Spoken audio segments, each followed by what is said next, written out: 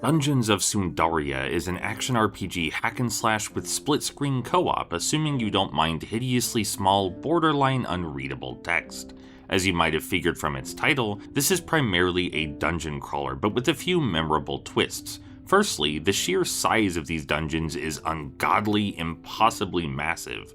You'll work your way through bastion after bastion of nefarious foes, come to a climactic confrontation against a boss or three, and then it just keeps going. Long after all spatial sense has ceased, you'll delve deeper and deeper and deeper. You aren't just hacking through any old dungeons either. Each location has its own rich visual and character designs. The crypt naturally features skeletons, zombies, vampires, liches, and shadow lords, while the grasslands feature druids and geomancers and occasionally a guy who summons beholders and turns into a wasp. You'll find forbidden libraries, occult monasteries, actual dungeons, altars to dark gods, accompanied by a slew of towering giants, pyromaniac knights, crimson banshees, and shadowborn necromancers, each with their own special attack patterns and lore.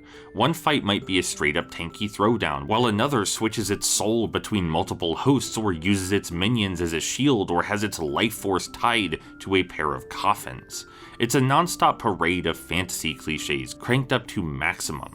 This isn't just any tomb, it's the tomb. This isn't just any forest, it's the forest. And this isn't just any dreadfully agonizing swamp level, it's the dreadfully agonizing swamp level. There's a deep love for sword and sorcery lore down to this game's very core, and it's infectious. There's always plenty of personality on display, which is aided by the big ol' wanted posters that slap up on screen when you take down your targets. Even if the core mechanics weren't any fun, I'd play just to see all the boss designs.